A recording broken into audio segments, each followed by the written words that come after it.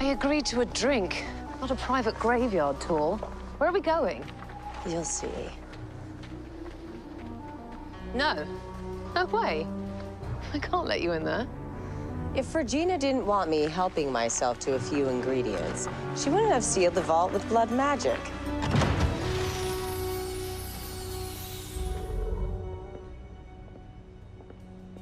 And how do you know I won't tell her about this little field trip? Because you already would have. Why do you need all that magic? Because I already used everything the dragon had in his shop to get to this pitiful little town. And what became of him? Let's just say he should have known better than to get in my way. Sound advice for us all, no? You're worried I'm going to hurt my better half, aren't you? It remains to be seen which half is better. Relax. I'm just going to use this to teach Regina a lesson. That she can never escape who she really is. And what do I get out of it? A sister who appreciates all of your delightfully malevolent qualities. A sister like you.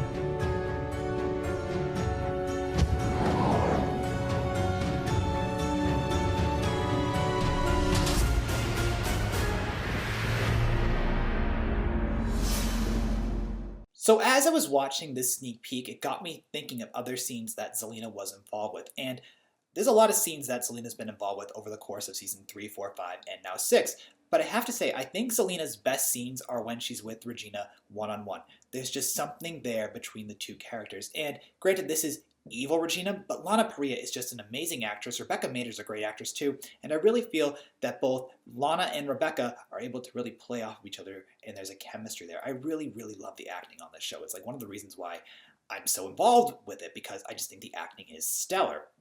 Now, just a side note, I really do think that Jennifer Morrison and Lana Parrilla have a great chemistry as well. Essentially, any scene with Lana is a double thumbs up scene for me. Now, from this scene, I have to say I was kind of bored by it. Not because of the characters, because of what the point of it was. The point was to express that the evil queen has a plot in store for Regina.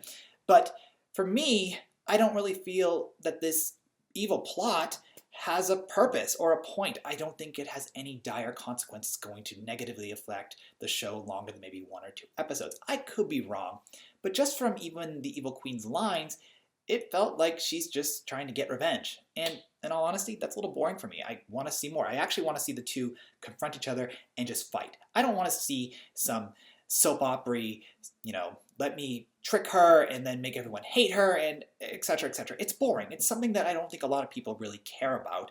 And I don't think we want to see Once Upon a Time fall into the soap opera trend. And we've seen once do that, especially in season 4, where Robin Hood, Regina's boyfriend, got her sister pregnant. I mean, that's soap opera. And now here we're in another type of soap opera scene where we have the evil twin and we have the good twin who's unaware the evil twin's even around, siding with the sister of the twins. It's extremely soap opera-y.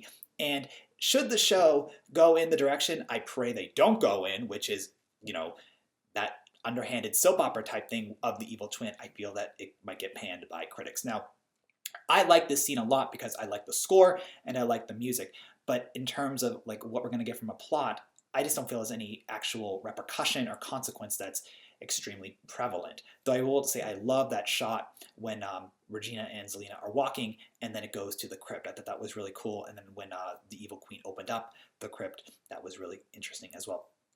Now, obviously, Regina sealed the crypt with blood magic, so her evil self could easily open that, and so could Zelena. But I guess, why would the evil queen need to recruit Zelena to get into the crypt if she's already made from Regina's own blood? I'm guessing she wants Zelena on her side, or people to believe Zelena's on her side, so that way it might ruin Zelena's happiness. Maybe she really wants to ruin everything that Regina holds dear, and I don't think the evil queen serum and Regina have a good relationship. Obviously, we've only seen it for 4 seconds, but I don't think there's a connection there. I think Zelena's very hesitant to be around the evil queen serum. She even said, "What if I tell Regina?" And she goes, "You would have done that already." To the evil queen serum said that.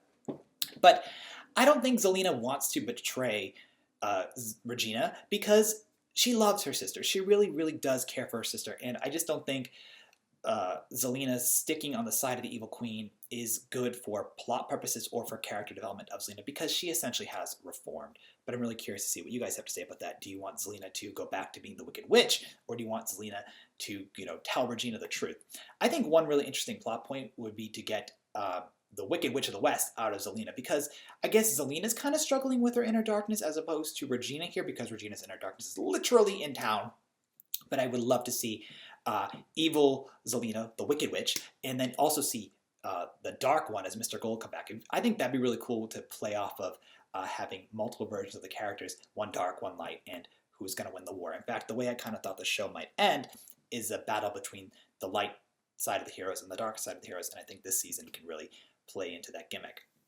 So overall, I enjoyed the music in the scene, I enjoyed the visuals of the scene, I enjoyed the acting of the scene, but the premise that's supposed to be this evil plot that the evil queen has in store for her other half, I think is kind of boring. I just feel like we've seen this before, and I'm not 100% on board with it because I just don't feel the consequences of it will be that extreme. And I guess I need to see more of the episode to get more involved in what the Evil Queen's plot is or learn about it, but it just seems very underhanded, very soap opera-ish, and I'm really curious to see what you guys have to say about that. So anyway, that is my review of the sneak peek. I think the episode might fall into the second episode trend that so many seasons second episodes do, which is essentially the premiere episode of the current season is very strong, and then the second episode is kind of weak, and the third episode goes back up to being strong. It's almost a progression of episodes. If you watch any show, you generally can see that. I can guarantee that most people's favorite episodes are never the second one.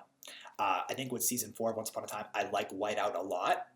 That was an episode that I thought was strong, but I only liked certain parts of it because I didn't like the flashbacks. So again, that's just my example of a second episode. Or with The Price, I didn't think The Price was that good, and I felt they decided to screw over so many interesting plot points that were put up in The Price, and then they were forgot about.